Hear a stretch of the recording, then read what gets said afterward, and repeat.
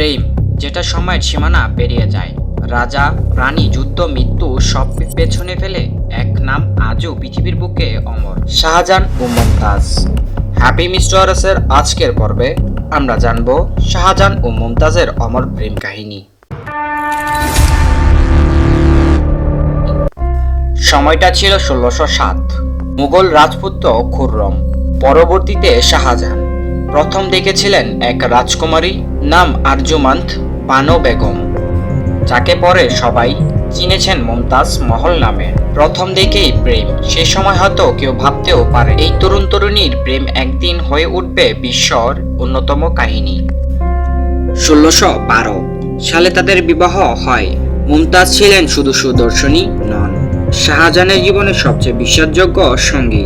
যুদ্ধে, সবাই, এমনকি অভিযানে তিনি সব জায়গায় স্বামীকে সঙ্গ দিয়েছেন। রাজনীতির কঠিন বাস্তবতার মাঝেও এই ভালোবাসা ছিল একেবারে নিখাত। কিন্তু ভাগ্য কাকে ছাড়ে।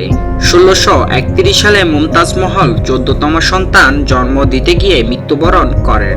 শাহজাহান যেন সেই মুহূর্তে ভেঙে পড়েন। রাজত্ব, ধন, সম্মান কিছুই তার কাছে অর্থপূর্ণ লাগছিল না। স্ত্রীর স্মৃতিকে চিরজীবী করে রাখার জন্য শাহজাহান সিদ্ধান্ত নিলেন এমন কিছু তৈরি করবেন যা কখনো ভাঙবে না, কখনো ভুলে যাওয়ার যাবে না।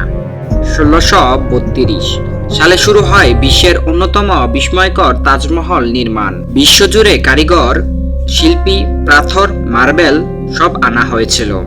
২২ বছর ধরে প্রায় ২০,০০০ শ্রমিককে হাতে গড়া এই বিশাল স্থাপনাটি শেষ হয়েছিল ১৬৫৩ সালে। মার্বেল পাথরে প্রথম লেখা হয়েছিল এক অমর কবিতা।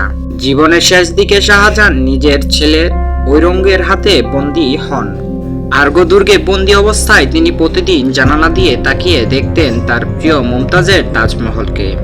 সেই সাদা সৌধই ছিল তার বেঁচে থাকার একমাত্র কারণ।